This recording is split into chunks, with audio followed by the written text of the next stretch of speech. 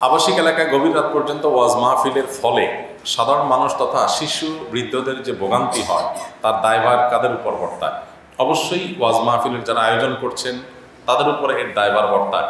ওয়াজ মাহফিল করা ভালো জিনিস, কিন্তু আপনার ওয়াজ মাহফিল যদি এলাকায় কারোর কষ্টের কারণ হয়, গভীর রাত পর্যন্ত আপনি দূর দূরান্ত পর্যন্ত মাইক লাগায় ওয়াজ করেন, শিশু, বৃদ্ধ, অসুস্থ, হার্টের রোগী, অন্য ধর্মাবলম্বী, তাদের যদি বিরক্তির কারণ হয়, কষ্টের কারণ হয়, এটা অবশ্যই খুব অনুচিত কথা, অন্যায় কথা। ইসলাম এটা বলে না।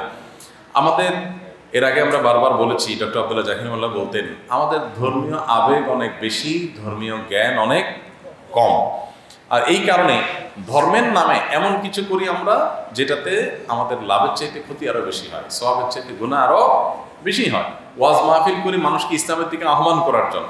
এখন রাত 12টা, 1টা, 2টা পর্যন্ত আমি মাইক লাগায় এমনভাবে ওয়াজ করলাম, বিশেষ করে শহরে আবাসিক এলাকায় যেভাবে প্রশ্ন করা হয়েছে, যদি আপনি মাইক দিয়ে দূর দূরান্ত পর্যন্ত ওয়াজ করতে থাকেন, তাহলে মানুষ বাসা বাড়িতে বসবাস করা কঠিন।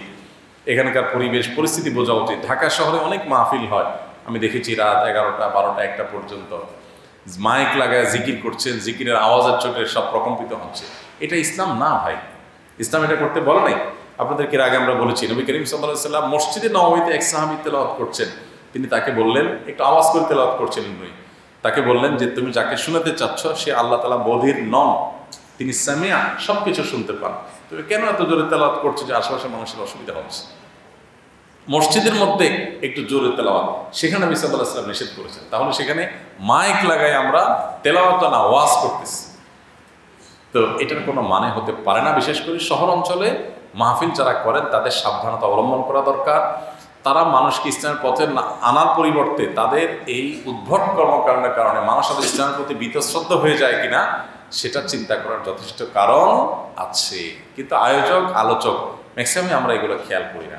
হ্যাঁ, গ্রামাঞ্চলের কথা কিছুটা ব্যতিক্রম। গ্রামে যে গ্রামে মাহফিল হয়, গ্রামের পুরো গ্রামের মানুষই সাধারণত মাহফিল শোনার জন্য তারা উন্মুখ থাকেন, মহিলারা বাসা থেকে শোনার জন্য প্রস্তুত থাকেন। কিন্তু তারপরও সেখানেও যদি মাহফিল হয়, তারপরও সেটা যেন গভীর রাত পর্যন্ত অনেক বেশি সময় নিয়ে মাহফিল না হয়, এটা আমাদের খেয়াল করা দরকার।